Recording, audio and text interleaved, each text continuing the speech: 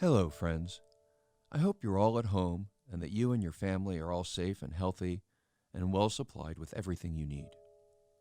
If you're like me, you've spent most of the past week or two focused on understanding and preparing for the negative impacts of the coronavirus crisis.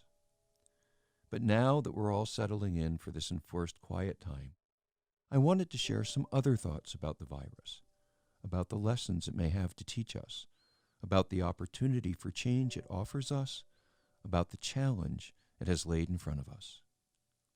Some of this new thinking flows out of the presentation I would have presented at South by Southwest had it not been canceled. One of the key concepts I was going to present there comes from a book by Michael Pollan entitled How to Change Your Mind, The New Science of Psychedelics. This concept is called the Default Mode Network, or DMN for short, and I'm going to tell you how it can help us understand the virus crisis. The core of the DMN concept is that most of the time, we humans only use a small fraction of our total brain capacity.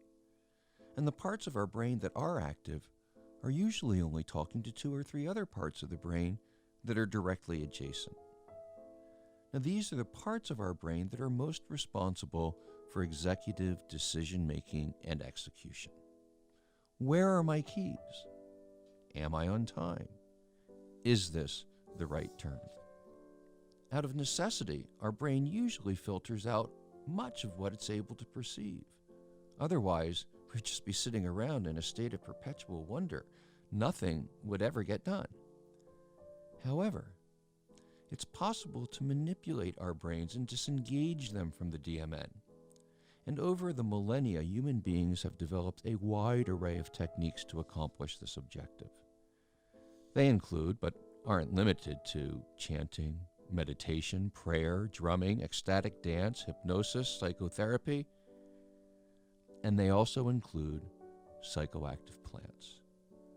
Mother Nature, in her kindness and wisdom, has given us ready access to liberate ourselves from the confines of the DMN, to activate the potential of our brain to experience other types of thought, just by ingesting one of the hundreds of psychoactive plants that can be found in nature.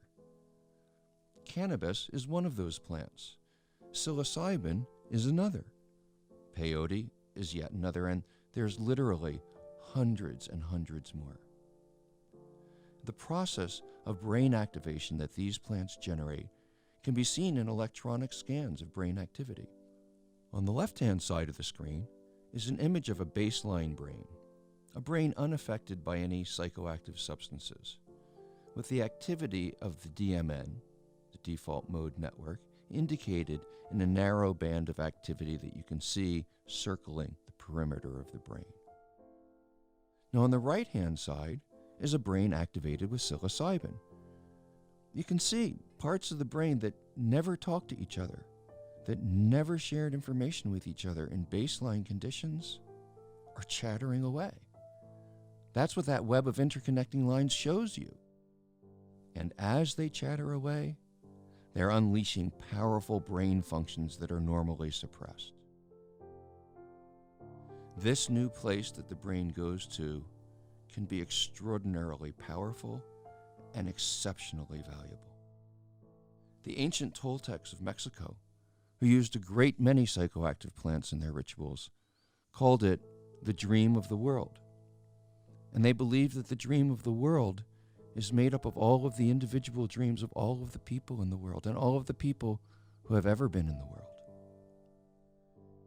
The noted psychologist Carl Jung called this place our brain goes to the collective unconscious.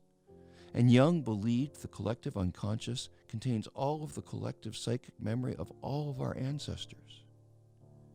Jung also believed the collective unconscious is the source of all new inventions, which is a notion that Francis Crick might agree with. Crick is the Nobel Prize-winning scientist who first understood the double helix structure of DNA while he was tripping on LSD. And Carl Sagan, a scientist to his core, described the place that cannabis took his brain as a place we are trained our whole lives to ignore. In short, It is a place that we can go to learn lessons not usually available to us. Okay, all right, Steve. So what does all this mean for the immediate moment, this time of crisis that we're all dealing with? Well, psychoactive plants liberate individual human beings from bondage to the default mode network by disrupting the normal executive functions of our brains, and that disruption allows room for the new insights to enter. It's how we've double-checked our own assumptions and made appropriate course corrections for millennia. We've been using these plants for thousands of years. So now the virus has completely disrupted the human world. People from countries all around the globe have been taken out of their daily routines and usual decision-making roles. All the assumptions we can usually rely upon have melted away. Normal thinking doesn't apply, and we don't really know how it's all going to end. It feels kind of like the heaviest part of a psychedelic trip. For those of you familiar with the Grateful Dead, it's kind of like the darkest part of Dark Star. But this is also a very precious and very valuable, very special time. Hundreds of millions of us have been taken out of our default mode networks simultaneously. We have this unique opportunity for global reflection, and if we take that opportunity within this crisis, we may find the seeds of change that we have all yearned for so long. The virus has exposed the underlying weaknesses and injustices of our social structures.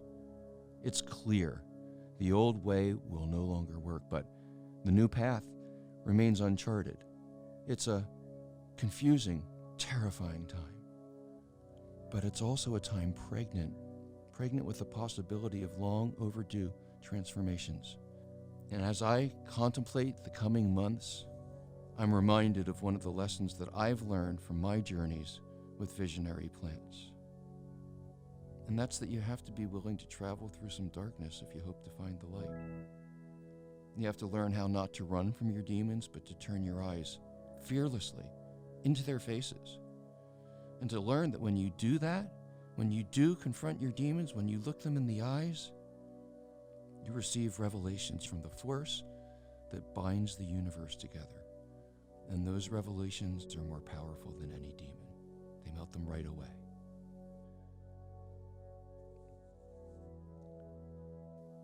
I'll be back again soon, friends, to share some more of my thoughts about the virus, about this moment in time, about what we can do with it. Until then, be well, be safe, and stay free.